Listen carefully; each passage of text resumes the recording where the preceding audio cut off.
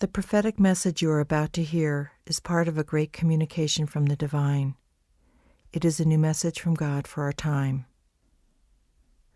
The new message is contained within a series of sacred texts which address nearly every aspect of our lives. Many of these texts can be found at newmessage.org, home of the New Message.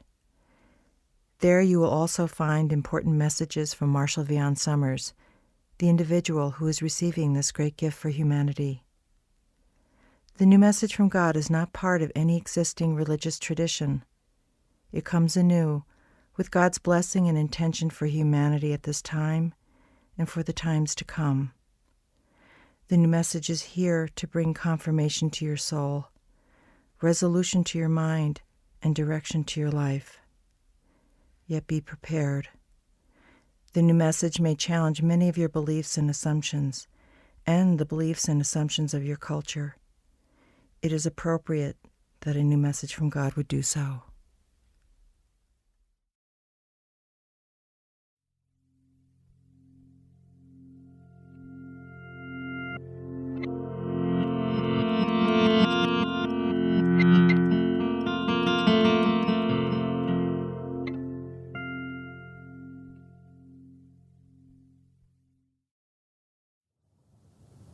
There is a great assembly,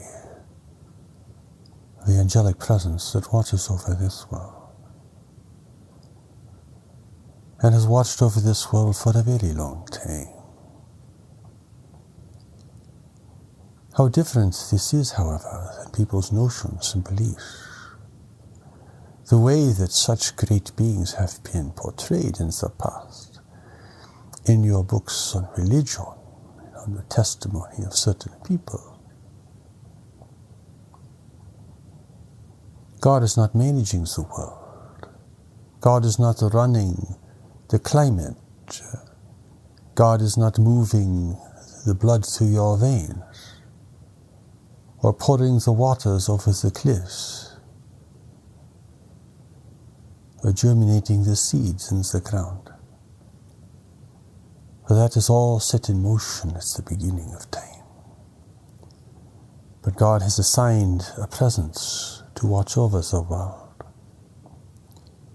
Through all of its chaotic and tragic encounters and episodes in history,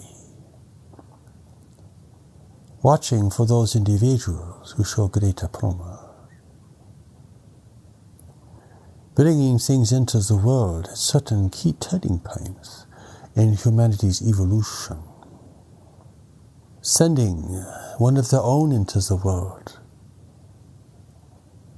to bring a new teaching, a new understanding, to change the awareness of humanity, and to alter, if possible, the course of humanity in a positive way.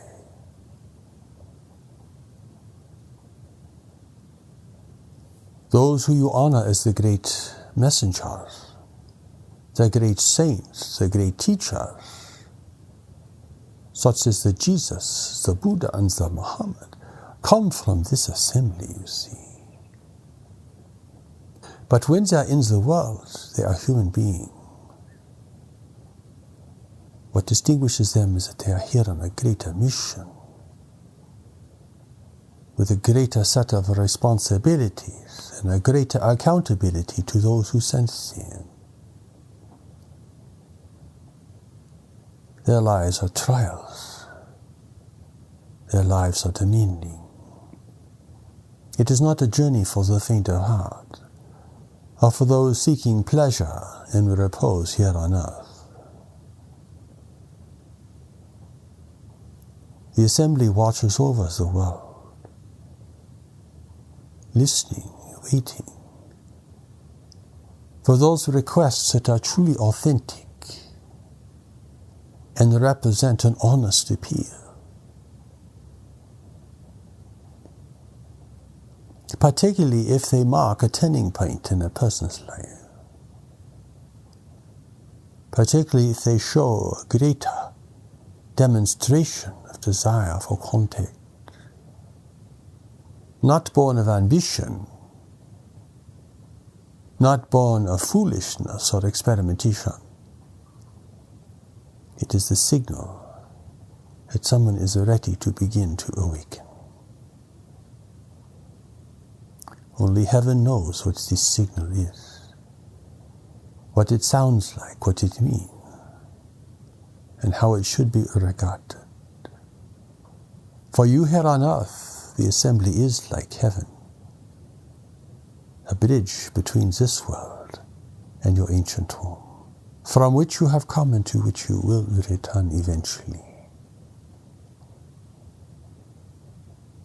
Everyone in the world, everyone in the universe living in separation in the physical reality will return to the ancient home eventually. But while they are here, they are prisoners to their own intentions. They are prisoners to their cultures and their nations.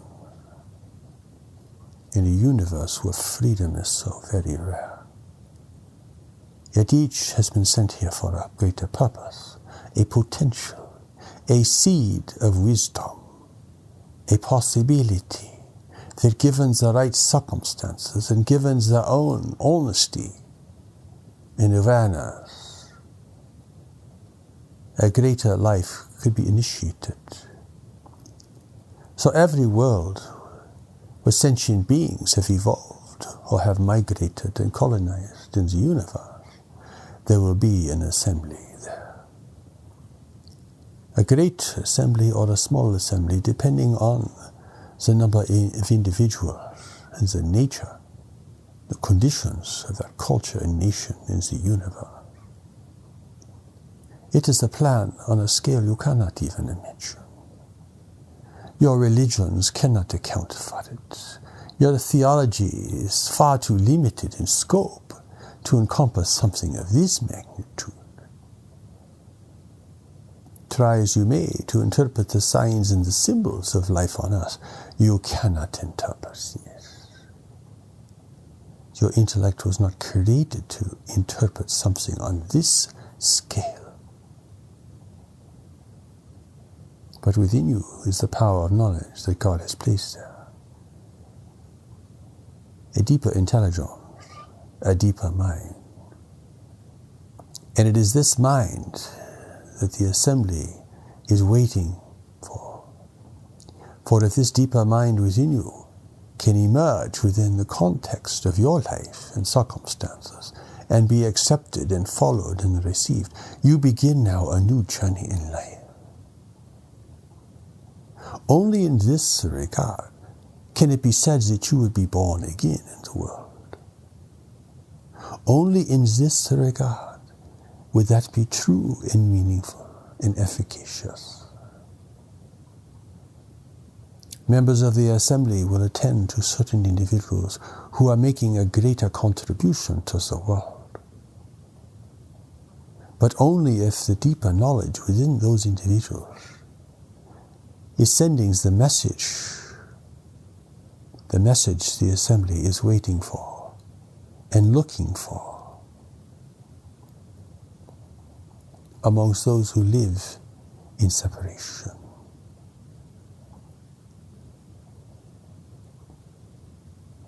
God allows you to be in separation. God allows you to suffer. God allows you to make mistakes. Because that is why you have chosen separation, to have this freedom. But since there is no real alternative to creation, your existence here is only partially real. It is still connected to creation, but it is a changing, evolving environment. An environment where your life is temporary and greatly challenged and greatly endangered by many things, where error and failure will be the consequence of living without this knowledge to guide you. God allows this to happen because you are made to be free. You are even free to try to not be who you really are. You even that free. But you can never succeed in separation. because knowledge lives within you. It is the part of you that has never left God, and still responds to the power and presence of the Lord of creation and of creation itself. Think of your religious teachings in the world, the stories, the teachings, the vast array of ideas associated with these, and consider them in light of what we are saying to you here today. For we are giving you the big picture of your life. See the contrast, and you will begin to see that you must embark on a new journey.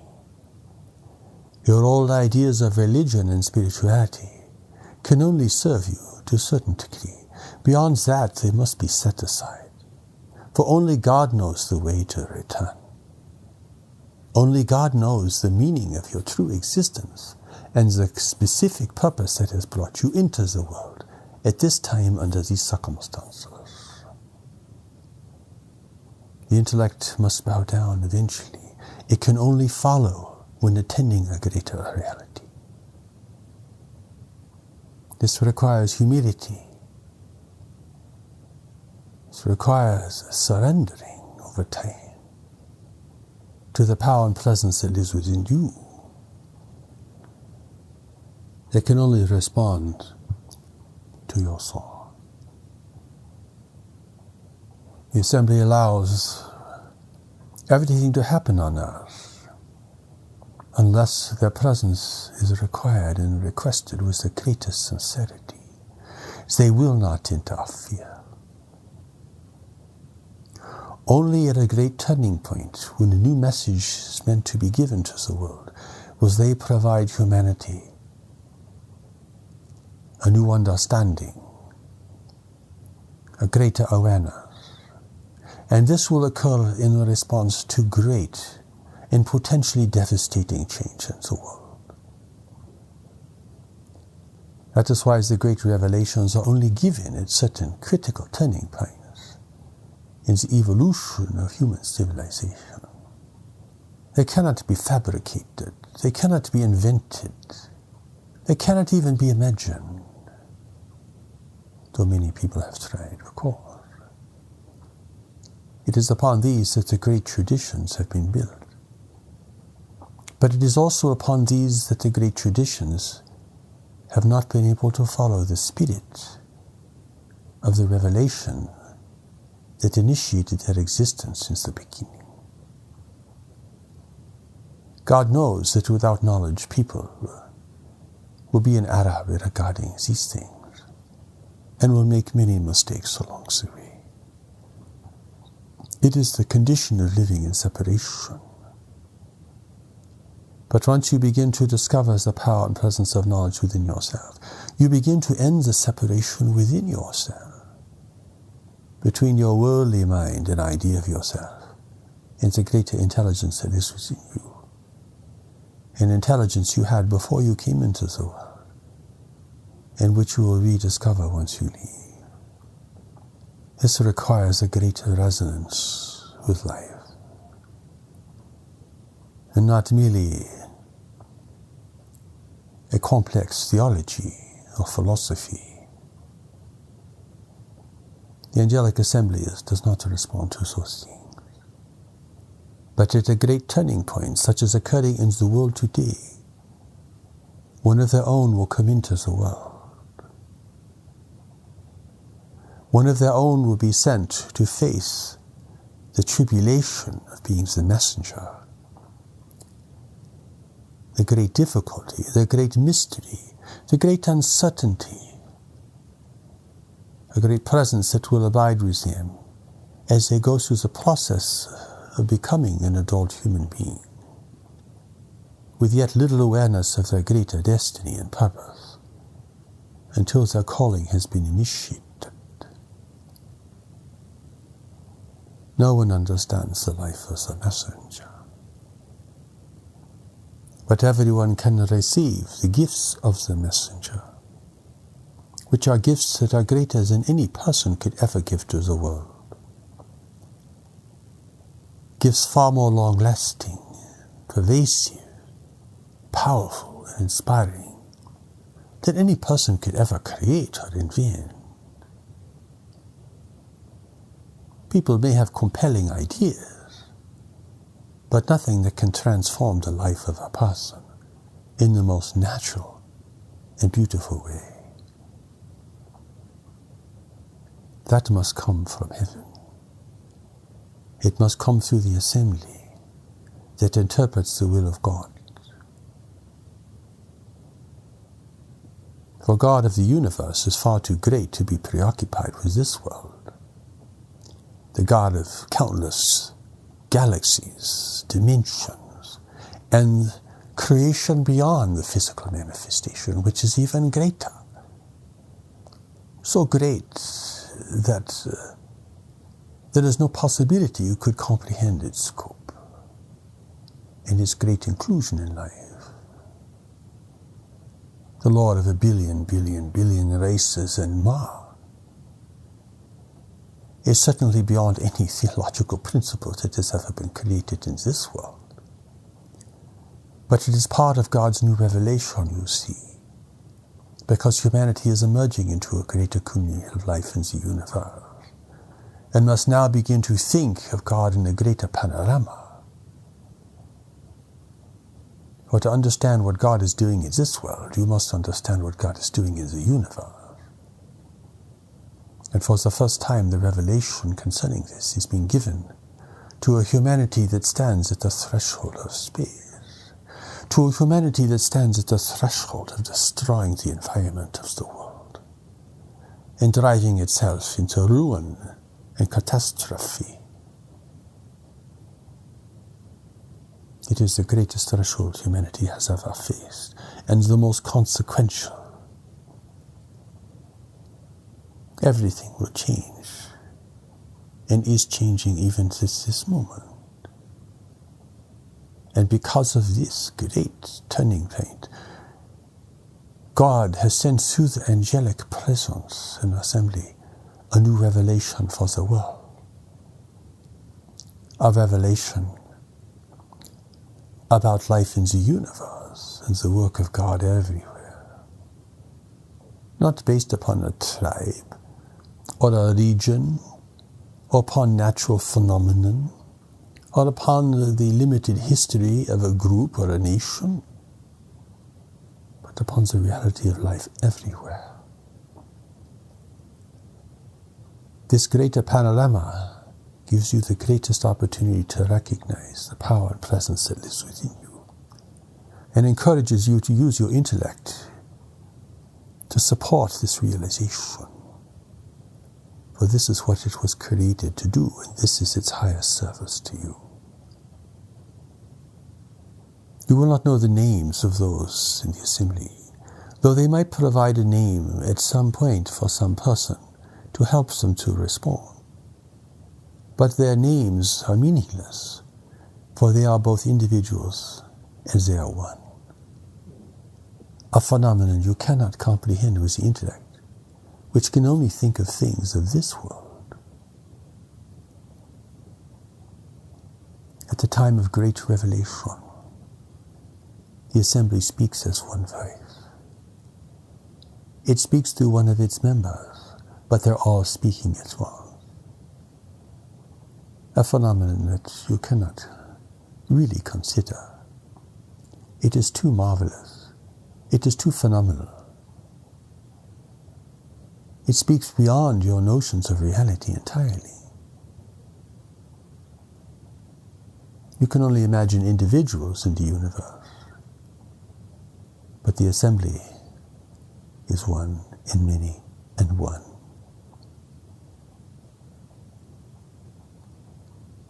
Because they are so close to heaven, you see, where the many are one and the one are many. Your focus in life is not to become enamored with the assembly or to concentrate on the assembly, because their purpose is to engage you in the reclamation of the knowledge that lives within you. For you must be the one who chooses. You must be the one who faces the consequences and the difficulties and the blessings of your decisions, you're the one who must choose to receive or to decline the great offering. You're the one who must be responsible for everything you do. So do not go around telling people that God is guiding you to do this or that, for that is irresponsible. You must say, I am doing this because I feel it is the thing that must be done. Claim no other authority, for you do not know for sure. You cannot know the assembly or the power or the presence that is within you unless knowledge has been activated within you and is beginning to emerge powerfully in your life. Do not create a romance about your angelic experience, whatever it may be, whether it be real or fabricated, because it is all about the emergence of knowledge within you, you see. The assembly is only concerned with this, for until this happens, you are not reliable. You are not responsible. You are not courageous. You are not authentic. You are still subject to the persuasions of the world and to your own fears and preferences. You're too weak. That is why you must be elevated within yourself through a process of great transformation that can only be initiated by the assembly. You cannot initiate yourself. You can meditate for 20 years and not know of the power and presence of knowledge. It is your prayer, given now with the greatest strength, urgency, and authenticity, that calls the assembly to you. You pray not for advantages or merely protection from harm. You pray to be redeemed, not knowing what this means, not trying to understand the redemption, not thinking you know how to purify yourself, for only the assembly knows this thing. It is a marvelous thing, you see. It is the greatest miracle of all. It is the miracle that creates every other miracle. God has now sent a new message into the world to prepare humanity to face a new world experience and environment, and to meet the great challenge of preserving and uniting human civilization. God has sent the great revelation into the world to prepare humanity for its encounter with life in the universe, the greatest event in human history, and the one that poses the greatest challenges, difficulties, and opportunities for the human family. A messenger is in the world. He has been in preparation for a very long time to receive the revelation, for it is the largest revelation ever given to humanity, given now to an educated world, a literate world, a world of global communication, a world of global awareness to a certain degree. It is the first time in history that a message is being given to the whole world all at once. For it must reach the world in a short period of time to prepare humanity for the great change that is coming to the world, and for the meaning of its encounter with intelligent life in the universe, which is occurring in the world already. None of God's previous revelations can prepare you for these things, for that was not their purpose or their design. They were given to build human awareness, human civilization, and human conscience, and the ethics that could possibly guide humanity to a greater unity and a greater power in the world. Human civilization has been created, though it is very imperfect, full of corruption and division and error. It nonetheless has great promise. If you knew the conditions of life in the universe around you, you would see this great promise. But you cannot see this yet. You do not have this vantage point. But the assembly sees this, of course. And that is why great emphasis has been given to this world, to prepare for this greater threshold. So much is being given now through the process of revelation. But the messenger faces great difficulties. The same difficulties all the previous messengers faced. Disbelief, antagonism, rejection, ridicule. People cannot see the greatest event in the world today is occurring in their midst. They think it is a violation of their ideas, a challenge to their beliefs. They think it will undermine their wealth, their power, and their prestige in the world, when in fact it offers the greatest promise of redemption they could ever receive, and the greatest preparation for a future that will be unlike the past in so many ways. The assembly watches and guides the messenger. His importance in the world cannot be underestimated.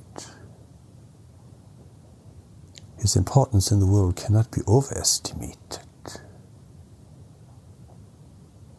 The assembly will speak through him to bring the revelation into the world, and they will speak as one because the message is everything.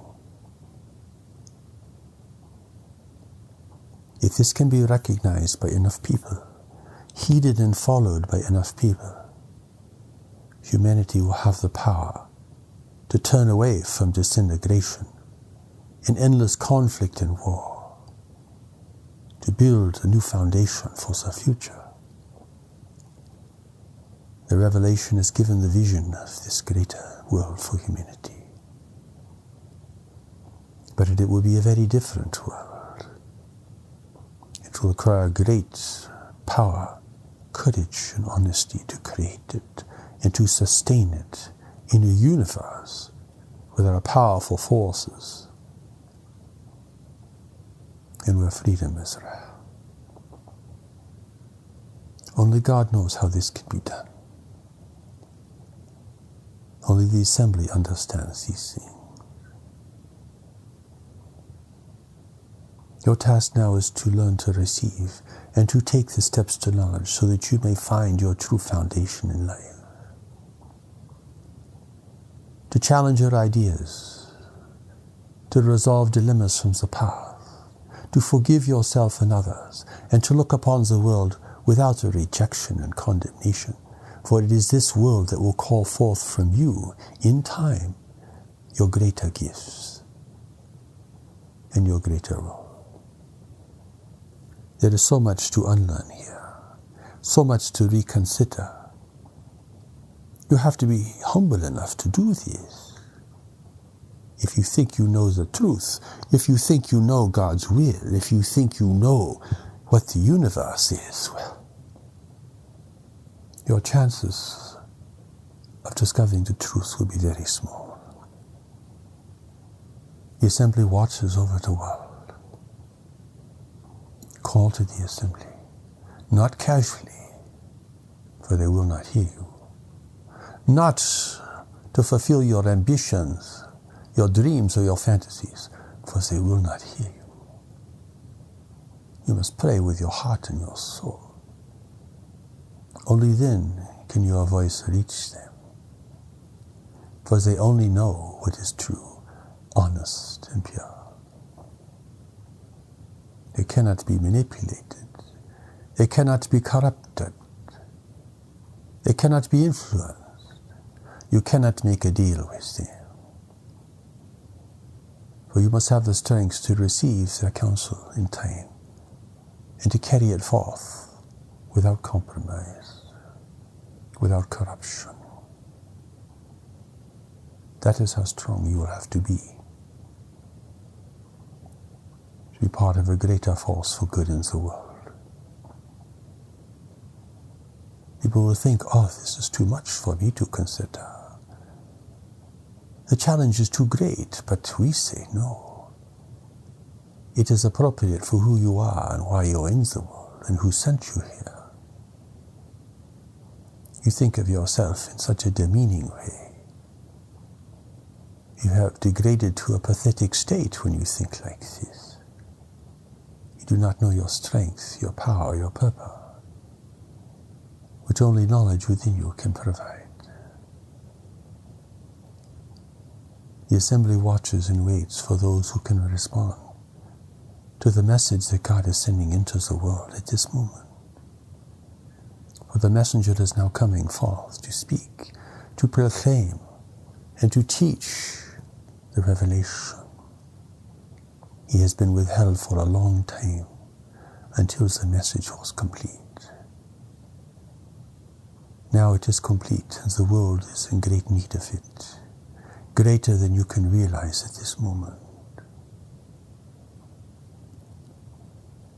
The messenger represents the assembly, though he is a human being, and though he is imperfect, for all human beings are imperfect. He has made mistakes, but all the great messengers have made mistakes.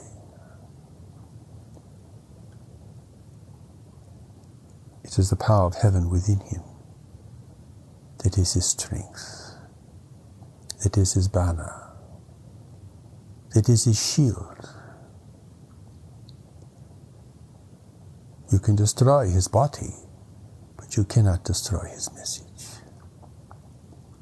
And you cannot destroy what he is bringing into the world, and the power and the presence that has sent him here.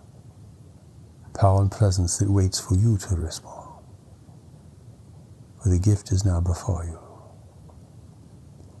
And heaven watches and waits to see who can receive, who can recognize, who can take the steps to knowledge,